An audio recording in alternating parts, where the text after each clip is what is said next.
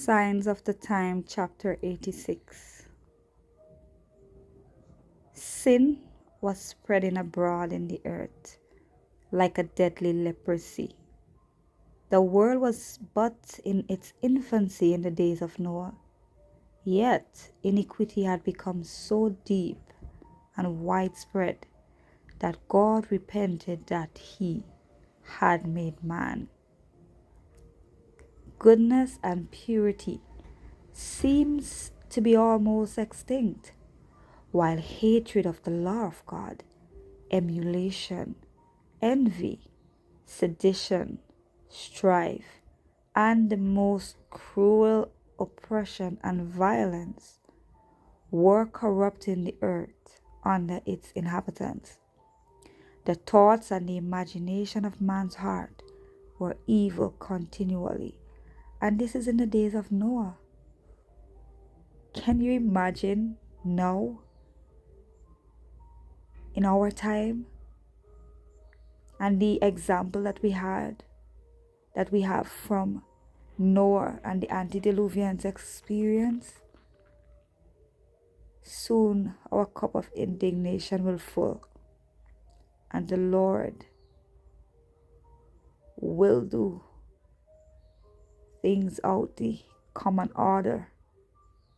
The world will change because man prefer to be in the sinful state than to work to be like Christ.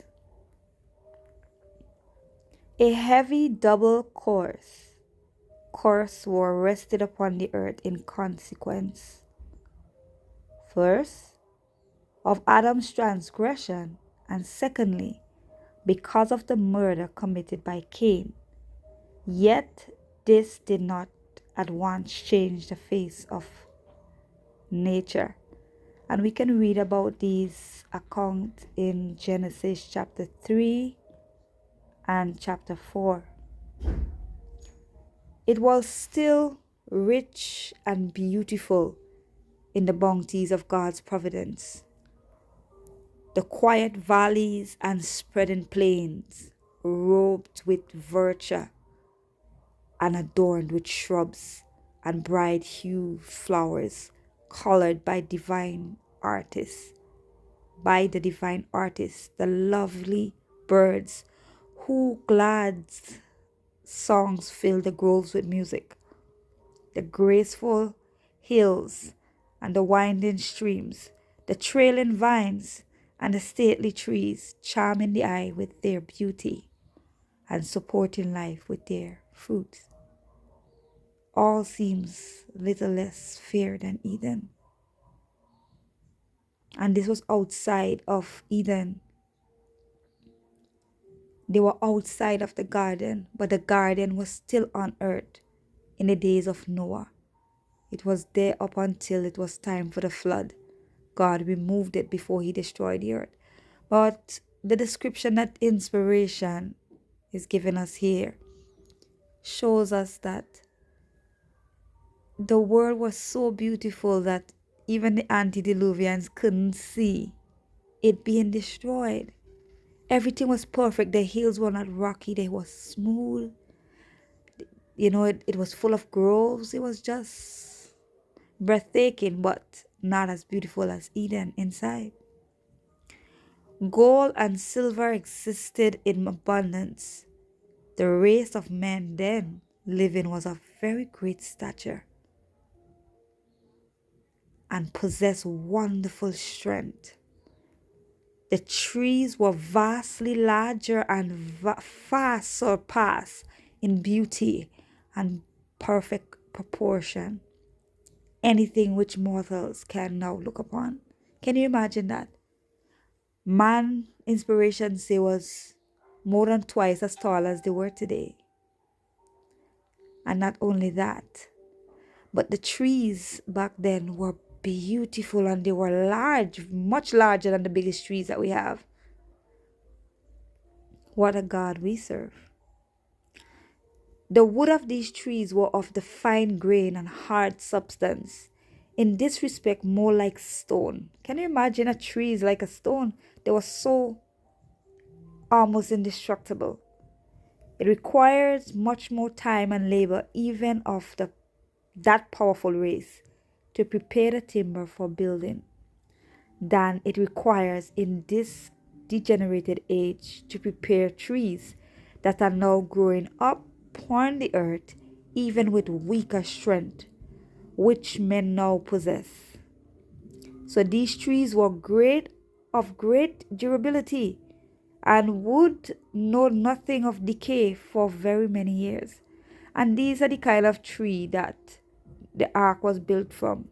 Tree that is strong, extremely strong.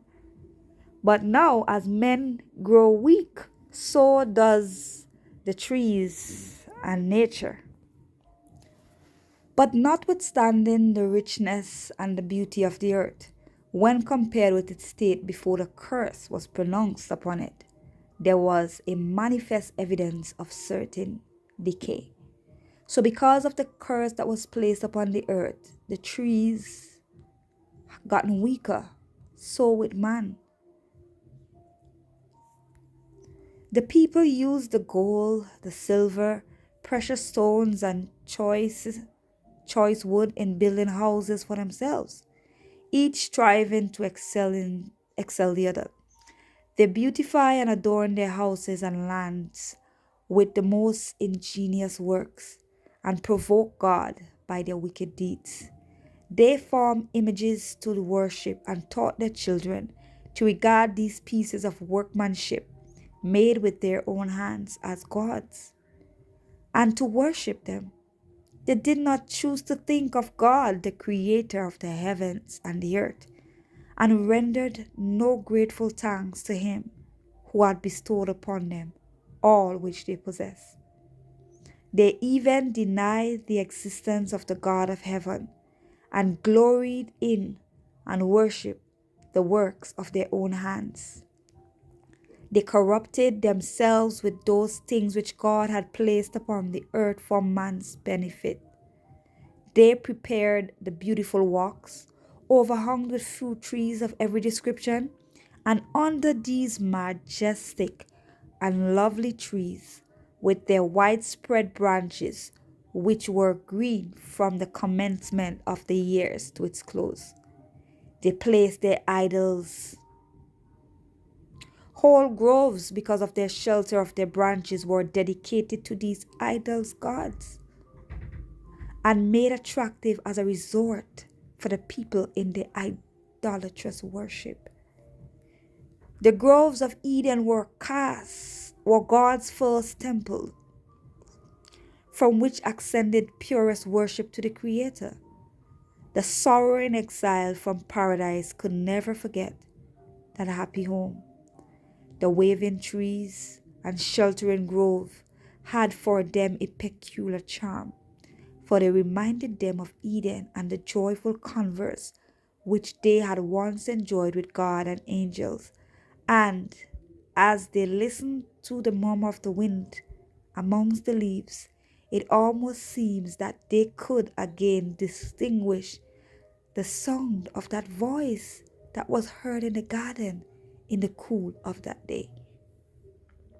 The oak and the palm tree, the drooping willow and the fragrant cedar, the olive and the cypress were sacred to our first parents. Their verdant branches spreading abroad and reaching upward to heaven seems to them to be praising their Creator. To Adam, there was something almost human and compassionable in the trees, carrying him back to many pleasing incidents of his life in Eden. If the hearts of God's people were softened as they should be by his grace, they would become acquainted with him as they discern his wisdom and power in the things of his creation. Every green leaf with its delicate veins, every open bud and blooming flower, every lofty tree stretching upward to the heaven, the earth clothed with its carpet of living green, is an expression of the love of God to man. not to lead us to worship nature, but to attract our hearts through nature up to nature's God. The forest trees swaying in the wind, breaking forth into singing and praise to God, and rebuke the silence and indifference of man. Adam had described Eden to his children and children's children. Again and again, the story was repeated, and his love for trees and flowers and groves were transmitted to his descendants. But instead of bowing down in the solemn groves to acknowledge the love of God and to worship him, they desecrated these groves by their idols. It was an abuse of tender and sacred memories which Adam cherished. The association of the groves with the worship of the true and living God. That led the idolatrous children of Cain to build their altars and set up their images in the groves and under every green tree.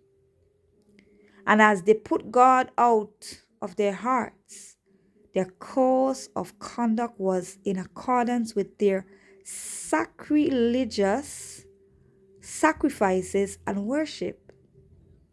The characters of men became more and more debased. Instead of doing justice to their neighbors, they carried out their own unlawful wishes.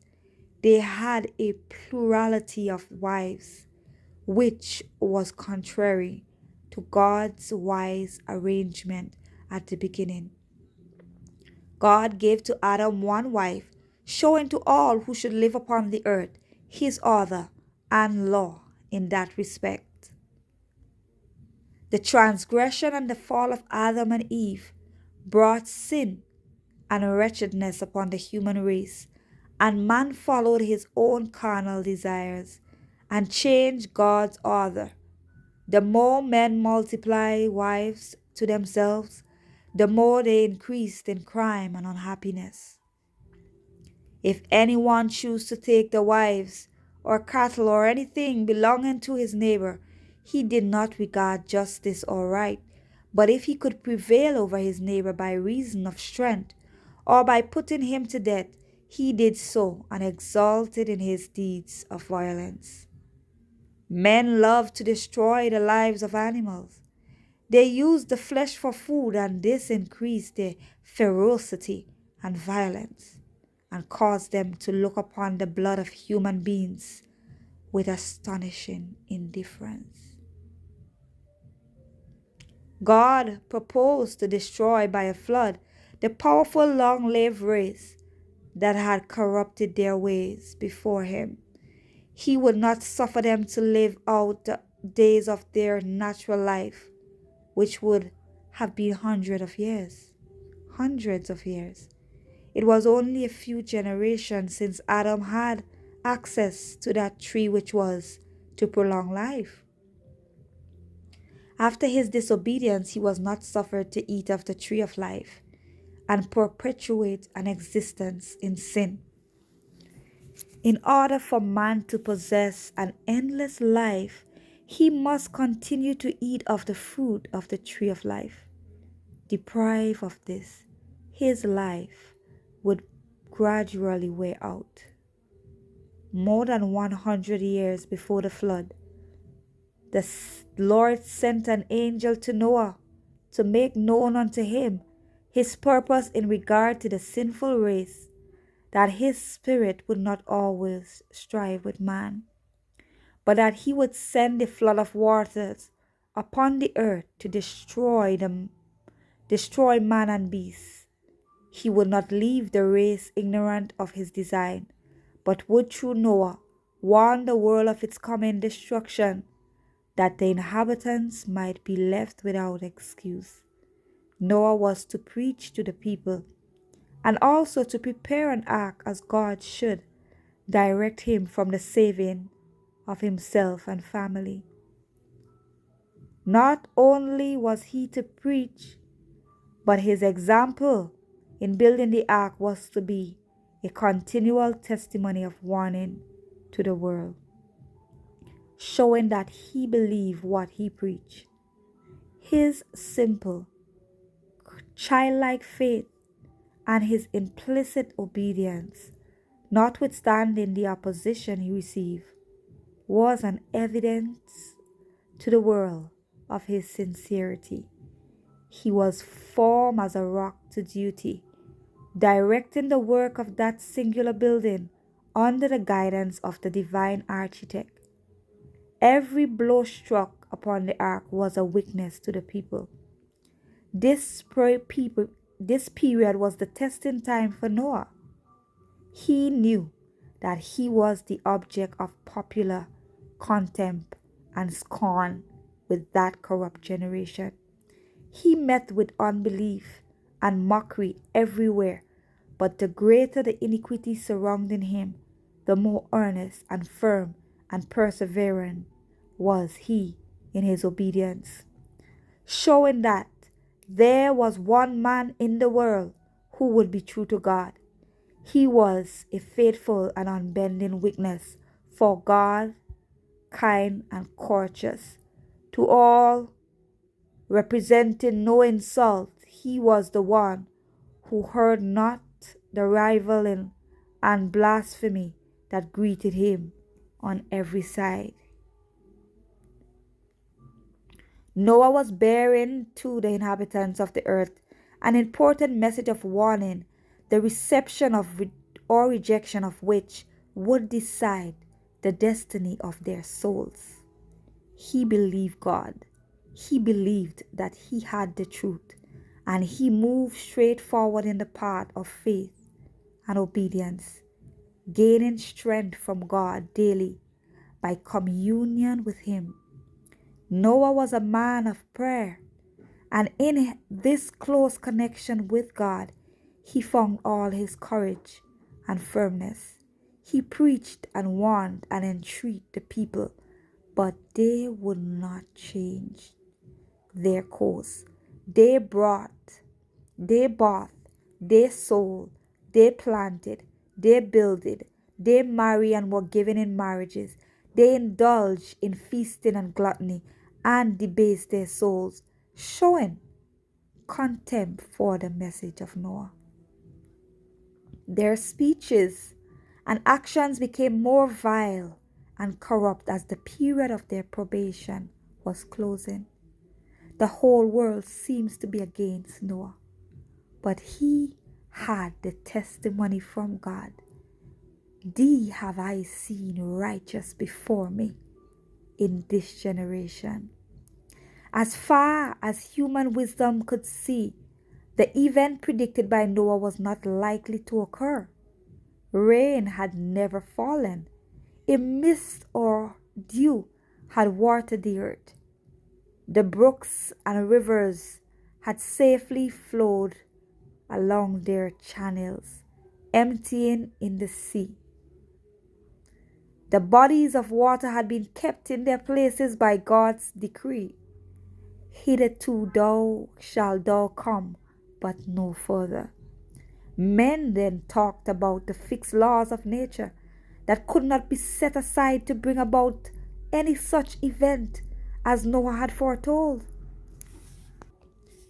They wished to believe and to have all others believe that God could not change the order of the natural world. Thus they sought to prescribe the limits of his power, making him a slave to his own laws. The people in Noah's day possessed sharp intellects, and they sought to show on scientific grounds that it was impossible for his prophecy to be fulfilled. Noah was laughed to scorn because of his warnings. He was regarded as a fanatic. Noah's implicit trust in God annoyed while it condemned them. But they could not move this faithful reprover from his position. The Lord has given the warning, and that was enough for Noah. The arguments of the philosophers were nothing to him. When the message of God was sounding in his ears, the end of all flesh is come before me, for the earth is filled with violence through them. And behold, I will destroy them with the earth. Noah, moved with fear, prepared an ark to the saving of his house. He had feared which should characterize the life of every Christian. The perfect faith of Noah intensified his fear.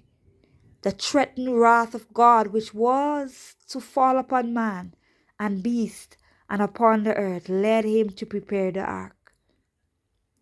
His faith and his fear of God's anger produced obedience.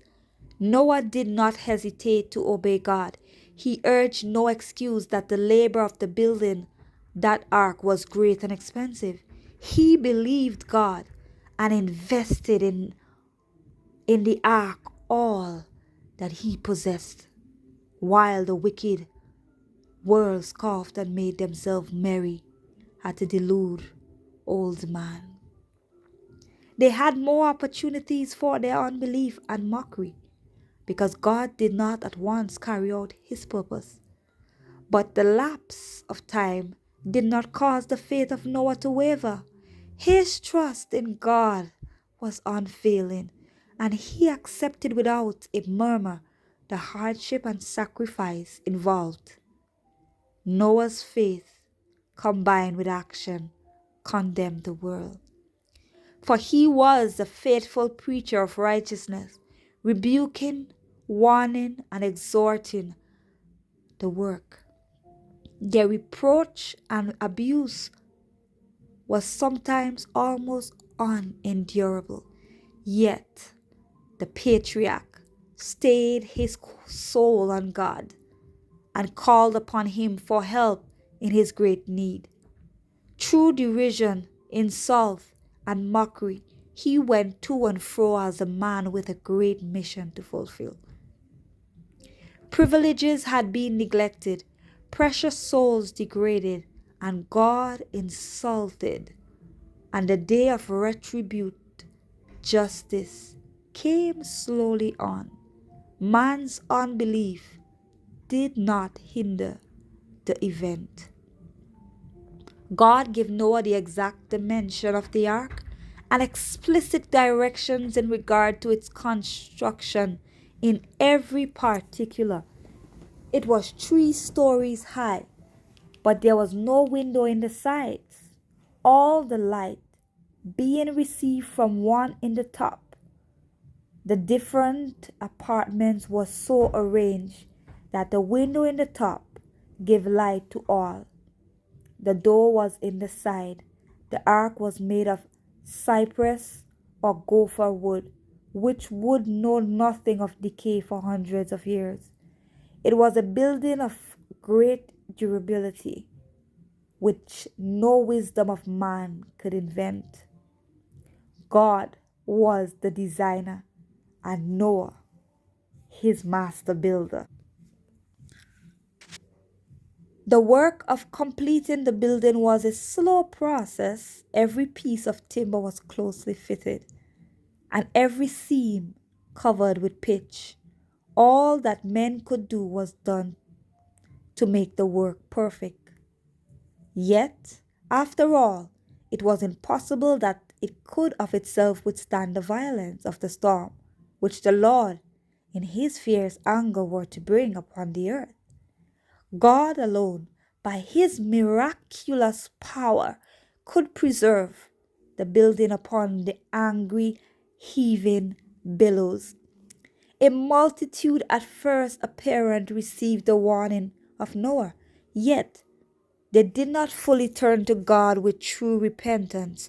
There was some time given them before the flood was to come, in which they were placed upon probation to be proved and tried. They failed to endure the trial. The prevailing degeneracy of overcame them, and they finally joined others who were corrupt in deriding and scoffing at faithful Noah. They would not leave off their sins, but continued in polygamy and in the indulgence of their base passions. With heart filled with sorrow that his warnings had been slighted and neglected, Noah makes, with quivering lips and trembling voice, his last appeal to the people. And while their voices are raised in jest and scoffing, suddenly they see the beast, the most ferocious as well as the most gentle of their own accord, coming from mountain and forest and marching quietly into the ark. A noise like a rushing wind is heard, and lo, birds of every description come from all directions, clouding the heavens with their numbers, and file in perfect order. In that ark, philosophers were appealed to it to in vain to explain from natural laws the singular phenomenon. Here was a mystery beyond their depth. The world looked on with wonder, some with fear, but they had become so hardened by rebellion that this most signal manifestation of God's power had but a momentary effect upon them. For 7 days, these animals were coming into the ark, and Noah was arranging them in their places, prepared for them. And as the doomed race believed the sun shining in its glory, and as the doomed race beheld the sun shining in its glory, and the earth clad in almost Eden beauty, they drove away their rising fear by boisterous merriment and by deeds of violence, deemed to be encouraging upon themselves the visitation of the already awakened wrath of God.